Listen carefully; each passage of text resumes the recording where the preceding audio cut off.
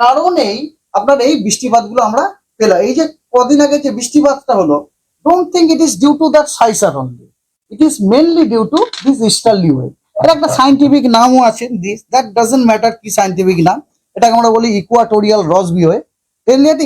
এই ইস্টার্লি ওয়েভের এই সময় কিন্তু খুব আপনার দাপট চলে। এবং আর একটা জিনিস হয় যেটা আপনাদেরকে এর আগে বর্ষা সিজনে আমি বলেছিলাম না, একটা ম্যাডান জুলিয়ান অসিলেশনের মতো ব্যাপার, মানে এটা হচ্ছে অ্যানালজিক্যালি হচ্ছে দু কম্পার্টমেন্টওয়ালা একটা ট্রেন। একটা কম্পার্টমেন্টে খালি আপড্রাফট হয়, একটা কম্পার্টমেন্টে খালি ডাউন ড্রাফট হয়। এই কম্পার্টমেন্টওয়ালা ট্রেনটা মনে করুন আমাদের এরিয়াতে চলে এলো, এবং সৌভাগ্যক্রমে আপড্রাফটের যে ডাব্বাটা সেটা আমাদের এরিয়াতে চলে, এবং সেখানে যদি ইস্টার্লি ওয়েভটা হয়ে যায়, এদের দুজনের মধ্যে পজিটিভ ইন্টারাকশন হয়, কিন্তু আমাদের এরিয়াতে খুব ভালো রকম বৃষ্টিপাত হয়ে যায়। এটা একটা খুব এর একটা মানে খুবই popular mechanism for very good rainfall during this season over our reason. এই সিজনে এটা হয় আর কি, ঠিক আছে। তো তো ওরা যে ফোরকাস্টটা আছে যেটা বলছিলাম, যে এই সপ্তাহটাতে মানে 3 তারিখ পর্যন্ত যে সপ্তাহ, তাতে কিন্তু দক্ষিণবঙ্গ এবং উত্তরবঙ্গ দুই বঙ্গেতেই কিন্তু বৃষ্টিপাত আপনার স্বাভাবিকের থেকে বেশি অসম্ভাবনা। এবং 4 তারিখ থেকে 10 তারিখ পর্যন্ত যে উইক, ওই উইকও কিন্তু দুই বঙ্গে বৃষ্টিপাত স্বাভাবিকের থেকে বেশি অসম্ভাবনা। অর্থাৎ আমরা যেটা কি বুঝলাম, দুর্গাপুজোর যে সপ্তাহটিতে, ওই সপ্তাহটিতে পশ্চিমবঙ্গের সব জেলাতেই স্বাভাবিকের থেকে বেশি বৃষ্টিপাত হওয়ার সম্ভাবনা আছে, ঠিক আছে। না এখন শেষ করিনি। হ্যাঁ, আর তারপরের যে উইক, যেটা 11 তারিখ থেকে 17 তারিখ, ওই উইকেও কিন্তু পশ্চিমবঙ্গের সবকটি জেলাতে স্বাভাবিকের থেকে বেশি বৃষ্টিপাত হওয়ার সম্ভাবনা আছে পরপর 3 উইক।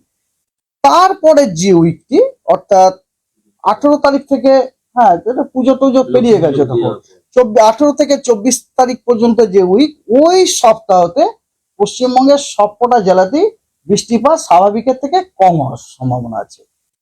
অর্থাৎ উৎসবের মরশুম 26 থেকে আজ থেকে 30 তারিখ, এই 4 দিনে বৃষ্টিটা গ্র্যাজুয়ালি কমে যাবে দুই বেঙ্গলেই, সাউথ বেঙ্গল নর্থ বেঙ্গল দুই বেঙ্গলই কমে যাবে। তবে আবার 1 তারিখ থেকে আবার দুই বেঙ্গলেই আপনার বৃষ্টিপাতটা আবার বাড়ার সম্ভাবনা আছে। এটা হচ্ছে গ্রস আর কি। হ্যাঁ, আর সিস্টেম, ওয়েদার সিস্টেমের খবর যদি বলি, এটা যে যেটা কালকে আপনাদের বলছিলাম যে একটা চক্রবাত ঘূর্ণাবর্ত তো রয়েছে, তবে সেটা আমাদের এরিয়াতে নেই, ওটা রয়েছে আপনার মধ্য মহারাষ্ট্রতে এবং তার আশেপাশের জায়গাতে। এবং ওই চক্রবাত ঘূর্ণাবর্তটার ভার্টিক্যালি অনেক দূর বিস্তৃত আছে, 5.8 কিলোমিটার। ইম্পর্টেন্ট জিনিস হচ্ছে ওই চক্রবাত ঘূর্ণাবর্ত থেকে আমাদের নর্থ বাংলাদেশ পর্যন্ত একটা আপনার ইস্ট ওয়েস্ট শেয়ার লাইন, বা যেটাকে ট্রাফ লাইন বলে, একটা ট্রাফ পাস করছে।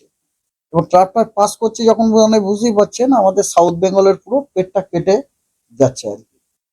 এবং এই ট্রাফের আপনার একটা ক্যারেক্টারিস্টিক্স হচ্ছে এইটা, যে এই লাইনটার দক্ষিণের স্টেশনগুলিতে উইন্ডের ডাইরেকশনটা সাদার্লি হতে পারে, সাউথ ওয়েস্টার্লি হতে পারে, এবং ওর উত্তরের স্টেশনগুলির উইন্ডের ডাইরেকশন আপনার সাউথ ইস্টার্লি হতে পারে, ঠিক আছে। তো তার ফলে আপনারা বুঝতেই পাচ্ছেন যে সাউথ বেঙ্গলের যে উত্তরের জেলাগুলো এবং নর্থ বেঙ্গলের জেলাগুলোতে আপনার বৃষ্টিটা যথেষ্ট বেশি হওয়ার সম্ভাবনা আছে। এবং তার কারণটা হচ্ছে কি, বিকজ ওই স্টেশনগুলোতে আপনার পুরো ইস্টার্লি উইন্ড যাচ্ছে, বে অফ বেঙ্গল ক্রস করে ইস্টার্লি উইন্ড যাচ্ছে। তো অ্যাকর্ডিংলি আপনারা যদি ডে বাই ডে ফোরকাস্টটা দেখেন, তাহলে আপনারা বুঝবেন।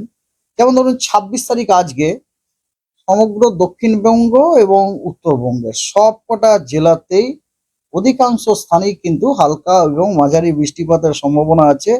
তার সাথে দক্ষিণবঙ্গের আজকে সব জেলাগুলোতেই দু এক জায়গাতে আপনার বিক্ষিপ্তভাবে ভারী বৃষ্টির সম্ভাবনা রয়েছে সব জেলাতে। আর উত্তরবঙ্গেরও সব জেলাতে আপনার ভারী বৃষ্টির সম্ভাবনা আছে দু এক জায়গায় বিক্ষিপ্তভাবে, এবং তার সাথে উত্তরবঙ্গের কিছু জেলাতে কিন্তু ভারী থেকে অতি ভারী বৃষ্টিরও সম্ভাবনা আছে, এবং এক্সট্রিমলি হেভি রেনফলেরও সম্ভাবনা আছে উত্তরবঙ্গতে। মেনলি আপনার দার্জিলিং, জলপাইগুড়ি, কালিম্পং এবং আলিপুরদুয়ার, এই যে চারটি জেলা, এই চারটি জেলার দু এক জায়গাতে বিক্ষিপ্তভাবে আপনার এক্সট্রিমলি হেভি রেনফল হওয়ার সম্ভাবনা রয়েছে। আর কোচবিহারে ভারী থেকে অতি ভারী বর্ষণের দু এক জায়গাতে বিক্ষিপ্তভাবে হওয়ার সম্ভাবনা, মানে পুরো উত্তরবঙ্গটাতেই ভারী অথবা ভারী থেকে অতি ভারী নয়তো এক্সট্রিমলি হেভি রেনফল আজকে রয়েছে। আগামীকাল কমে গেল সাউথ বেঙ্গলে। সাউথ বেঙ্গলে হালকা মাঝারি বৃষ্টিপাত, সব জায়গাতে নয়, অনেক জায়গাতে, কিন্তু উত্তরবঙ্গের সব জেলাতে অধিকাংশ জায়গাতে হালকা মাঝারি বৃষ্টিপাত। এবং আগামীকাল দক্ষিণবঙ্গের কোনো জেলাতে ভারী বৃষ্টির কোনো সম্ভাবনা নেই, কিন্তু উত্তরবঙ্গের দার্জিলিং, জলপাইগুড়ি, কালিম্পং এবং আলিপুরদুয়ার, এই চারটি জেলাতে দু এক জায়গাতে বিক্ষিপ্তভাবে ভারী থেকে অতি ভারী বৃষ্টির সম্ভাবনা আছে। কোচবিহারে ভারী বৃষ্টির সম্ভাবনা আছে। 28 তারিখে দেখুন, সাউথ বেঙ্গলের জেলাগুলোতে বিক্ষিপ্তভাবে কোথাও কোথাও হালকা মাঝারি বৃষ্টির সম্ভাবনা আছে এবং নর্থ বেঙ্গলের জেলাগুলিতে অনেক জায়গায় হালকা থেকে মাঝারি বৃষ্টির সম্ভাবনা আছে। এবং কোনো ওখানে 28 তারিখে কিন্তু কোনো ভারী বৃষ্টিপাত বা ভারী থেকে অতি ভারী বৃষ্টি এর কোনো সতর্কবার্তা হওয়ার সম্ভাবনা খুব কম নেই। 29-30 তারিখে সাউথ বেঙ্গলের জেলাগুলোতে আইসোলেটেড রেনফল হওয়ার সম্ভাবনা আছে এবং দু এক জায়গায় হালকা মাঝারি বৃষ্টিপাত, এবং নর্থ বেঙ্গলের জেলাগুলিতে বিক্ষিপ্তভাবে হালকা মাঝারি বৃষ্টিপাত সম্ভাবনা আছে। তাহলে যেটা বলছিলাম আপনাদেরকে যে 26 থেকে 30 আপনি দেখেন এই 4 দিনে কিন্তু গ্র্যাজুয়ালি বৃষ্টিটা কমে গেল। আর 1 তারিখে দেখুন আবার বেড়ে যাচ্ছে। সাউথ বেঙ্গলের জেলাগুলোতে instead of isolated it became of a few scattered, মানে কিছু জায়গাতে হালকা মাঝারি বৃষ্টিপাত হওয়ার সম্ভাবনা আছে। এবং নর্থ বেঙ্গলের কিছু জায়গাতে স্ক্যাটার এবং কিছু জেলাতে আপনার ফেয়ারলি ওয়াইড স্প্রেড, অর্থাৎ অনেক জায়গাতে হালকা মাঝারি বৃষ্টিপাত হওয়ার সম্ভাবনা আছে। 1 তারিখে ওটা সাউথ বেঙ্গলে আপনার 1 তারিখে বললাম, আর 2 তারিখে সাউথ বেঙ্গলটা স্ক্যাটারই থাকছে, কিন্তু আপনার নর্থ ওয়েদার সিস্টেম থাকবে। আর এখন এই সময়কার one of the weather system হচ্ছে ইস্টার্লি ওয়েভ। ভেরি আমরা এটাকে আমাদের সায়েন্সের ভাষায় বলি very long amplitude, high amplitude easterly wave. Easterly wave বলে ইকুয়েটারের কাছে হয়, ইকুয়েটারের কাছে এরকম করে ইস্টার্লি ওয়েভের প্রভাব। ইস্টার্লি ওয়েভের একটা সাইন্টিফিক নামও আছে, এটাকে আমরা বলি ইকুয়াটোরিয়াল রসবি ওয়েভ। এই যে এখন